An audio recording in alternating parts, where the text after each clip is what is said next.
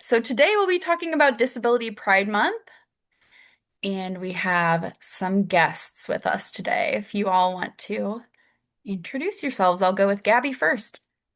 My name is Gabby Mansell.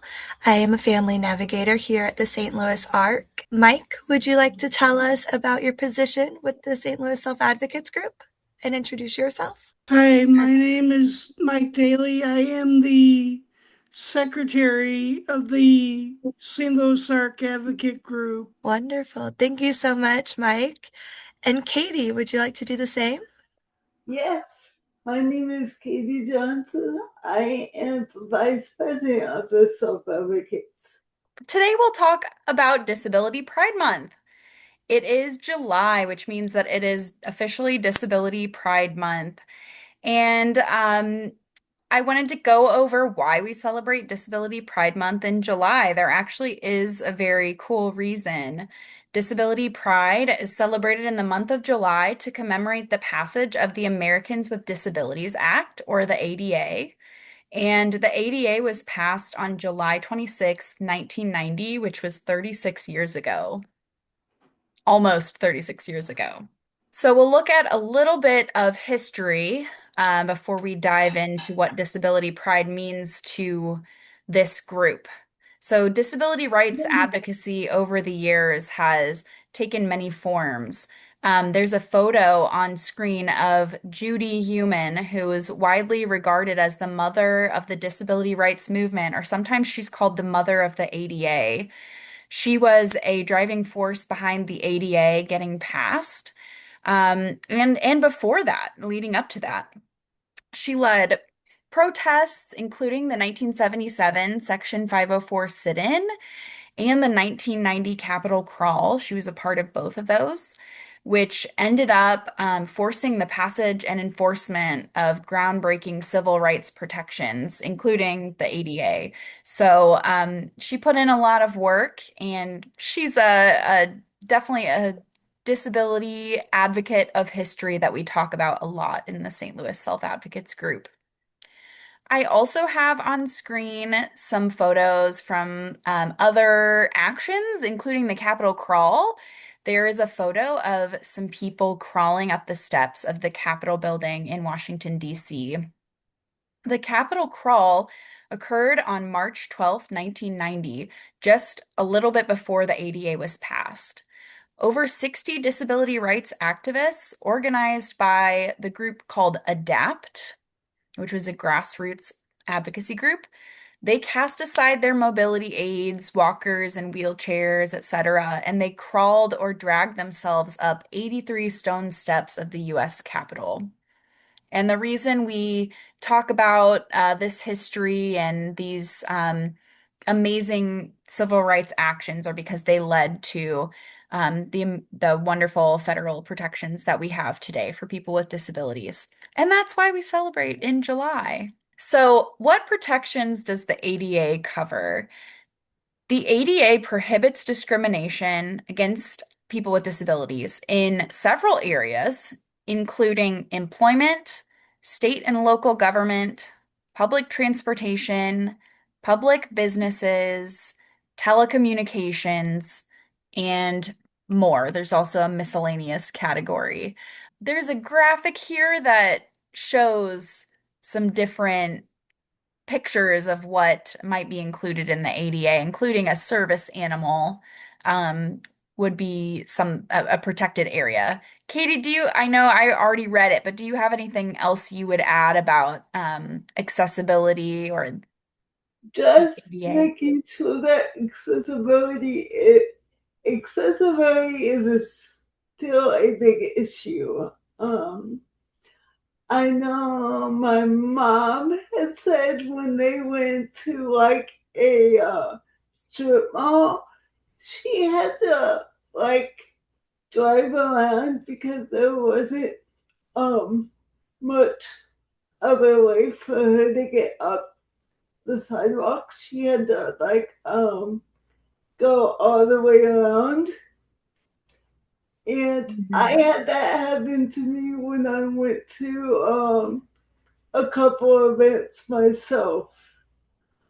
Um That Hmm. is just something that is a continued need for everybody with disabilities. That's a really good point. There are still issues and still reasons to advocate, right? Just because we have some federal protections doesn't mean that everything's perfect, and it doesn't mean that people don't break the, accessibility laws. Um, Sometimes people do still discriminate, unfortunately, whether on purpose or by accident, and then we have to make sure those rights are protected for people. So thank you for sharing that, Katie. That's unfortunate, but it's a really good point. So we have an image of the disability pride flag on the screen now, and we'll let Katie tell us what each of the colors mean. Red is physical disabilities, gold is cognitive disabilities and Neurodiversity. neurodiversity, and white is invisible, invisible and undiagnosed disabilities. Blue is emotional and psych, psych, Psychiatric. psych, psychiatric, psych, Yeah, you got it. Psychiatric. psychiatric disabilities. Green is sensory disabilities, and black is mourning for those we lost. Sorry about that, everybody. No, you did great. Okay. Those are some mouthful words there, Yeah. but yes. So, so some people don't know that there's a disability pride flag. We wanted to share that there is a flag that represents a very large and diverse community. So now our self advocates have prepared some answers to this question. We'll go through a few. So one of our self advocates who's not on this call had a great quote that she left for us that I would like to go through. So Neha said, "My disability is Down syndrome, which I have had my whole life. I am an important part of my community. I have good ideas and I make good choices. I am happy and I am proud of myself for volunteering and doing different types of work to help people. It has been a very good year for me." Mike told us that disability pride means learning to be more independent and not having to rely as much on other people. Mike is learning to take public transportation. He takes the Metrolink to and from his job by himself. It makes him proud that he has a job and he's able to be more independent on his own. And I can concur, we are all very proud of how far you have come and the goals that you have reached. All right. Someone else in our group, Ronnie, who isn't here today, also submitted a slide. So Ronnie said he's proud to be an advocate, a disability advocate at the Missouri History Museum. He also is an ambassador for Sunny Hill, where he talks to people about clients' rights. He has a disability and uses a wheelchair. He has two jobs, volunteer and does volunteer work that he loves very much. Ronnie is very glad to be a person that other people listen to about disability rights. All right. Last but not least is Miss Katie. Katie, if you can see the screen, you're welcome to read yours. I can now. Oh, Uh, good. my definition of disability pride is freedom, the ability to make my own decisions and live on my own without limitations. I appreciate my ability to improve my self advocacy skills. My advice to anyone learning to advocate for themselves is to tell people what you need and have confidence in yourself. We're going to continue our panel discussion a bit. I'm going to go ahead and stop sharing my presentation. And if there are any questions in the chat, we will be sure to get to those. But first, before we go to questions, I just wanted to ask Mike and Katie, what is your favorite part about being in community, with others with and without disabilities and celebrating disability pride. Do either of you have any comments you'd like to share about disability pride in your communities? For Pride Month, being out in the community, being out in my community, I'm just proud to be out in my community with all my other friends with disabilities. Amazing. Does it feel good to you to know other people with disabilities? Yes, Yeah. I like that we can kind of have inclusive events where we have all kinds of different people coming together, but sometimes it's really nice to be in a group that you feel really understands you. Is that right? yes. Cool. All right, Katie. I live disability pride every day because I live with an extraordinary group of people. Um, they teach me things about disability that I didn't know before. Um, and they're heroes. Not only that, we have really great DSPs.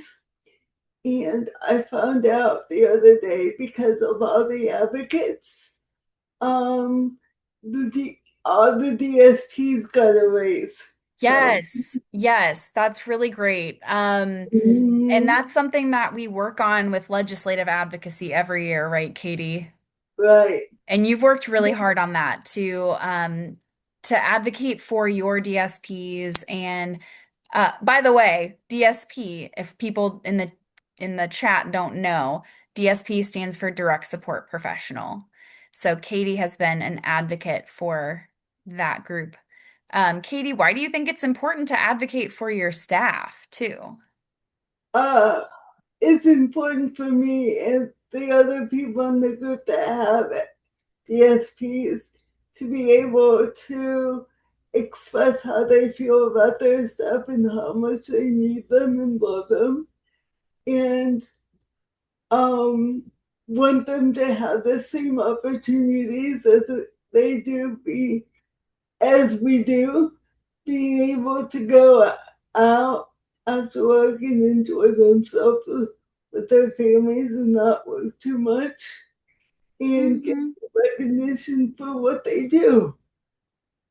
Yeah, that's really kind of you to say. And it is Yeah. important that people feel supported and can have really, really good staff and have a good relationship with them. Yeah. Yeah. Well, I wanted to plug the St. Louis Self Advocates group. Some of you are on this call right now, and we can see you in the chat. So thank you for supporting your peers in the advocates group. But we have a group that meets every single Thursday from 4 p.m. to 5:30 p.m., usually on Zoom. And this is a group of people with disabilities and supporters, anyone who's an ally and a supporter. And we talk about advocacy. And Katie and Mike are leaders in this group. They've been a part of the group for years now. So please join us if you would like to attend that group. You can email advocacy@slark.org and we'll get you signed up. If you would like to check it out, you can even come once and see if you like it. But Katie or Mike, would either of you like to share anything about that group?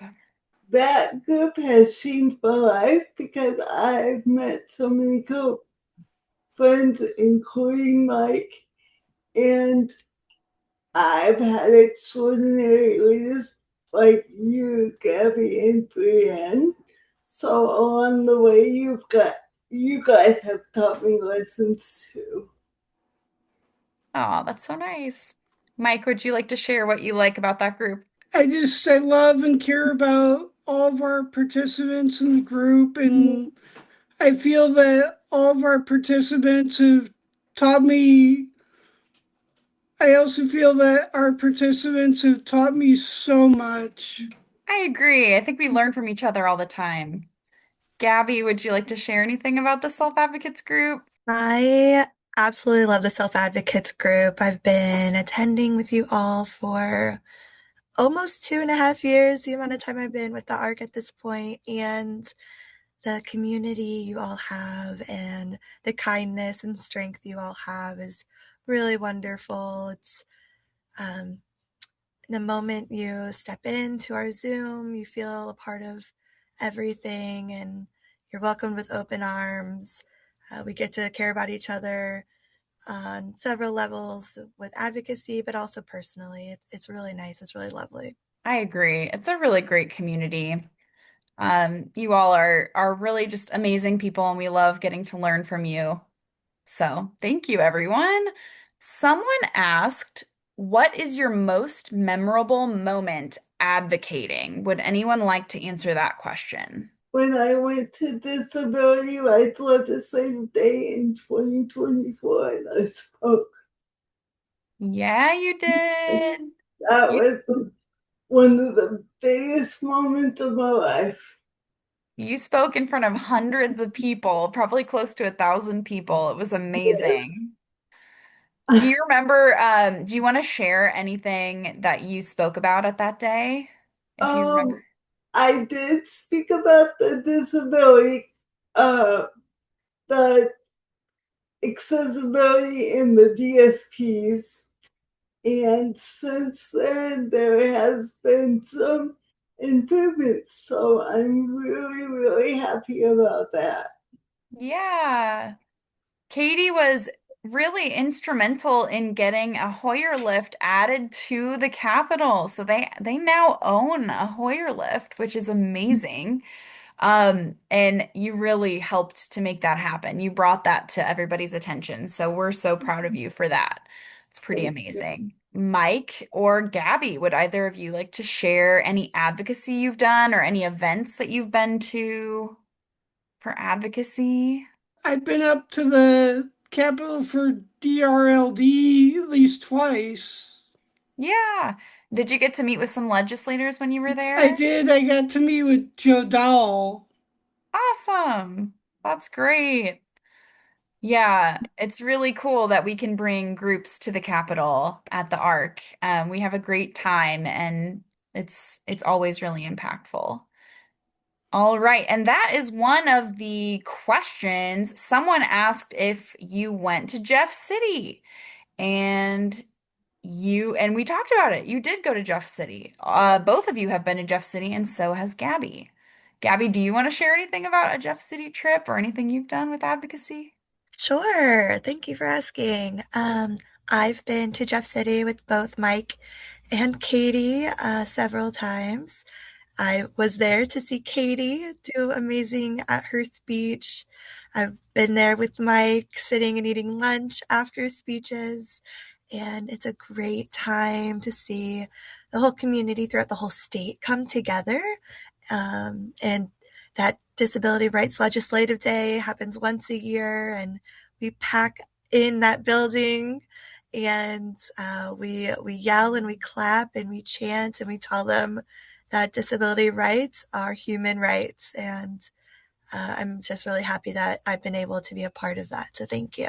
Yeah, of course. It's great to have you there, and it's a really cool event. I'll also add that we this year we had a really big impact in the state Mhm. capitol. Disability Rights Legislative Day happened right around the time that the House and Senate were working on the budget, and there was a proposed cut to day services in the budget this year. And because of everyone's amazing advocacy, we actually got that money put back into the budget so that day services funding was not cut this year. And the ARC has day services that we provide at our agency. And so that was huge for us and for the people we support. So you all had a direct hand in making sure that that funding was safe. So really proud of that one. Okay, there are a few other questions in the chat. Someone asked, Katie, weren't you terrified when you spoke in front of all those people? Actually, I was at first, but I, once I got on stage, I was pretty comfortable because I had people on me that I knew supporting me. So that was a big relief to me. That's good. I'm so glad. Um, you spoke really wonderfully and you seemed really confident, but you know what? It's scary. To me, I usually help out with that event. I don't even have to speak on the mic, but it's like, ooh, it's nerve-wracking. There's so many people there, but it's so cool. Um, so cool that you were able to do that. Okay, someone asked, how do you keep on top of what's going on with legislation? Does anybody feel confident in answering this one? I can also answer it. Do you guys feel like you are on top of what's going on with legislation? Some, maybe Pretty, not. Yeah. pretty much so, but Okay. sometimes I'm a little far behind. That's a common feeling. There is so much going on that it's really hard to keep on top of everything. I can say that I follow some really great organizations that um, post on social media, and they also have, articles that they publish about what's going on. So one of those is the Arc of the United States. If you all want to look them up on social media or they have a website, the Arc of the United States keeps us up to date on what's happening on the federal level. And that is super, super helpful to me. I also follow my own legislators. I sign up for their newsletters, both on the state level and the federal level. I get emails sent to me about what's happening from my legislators.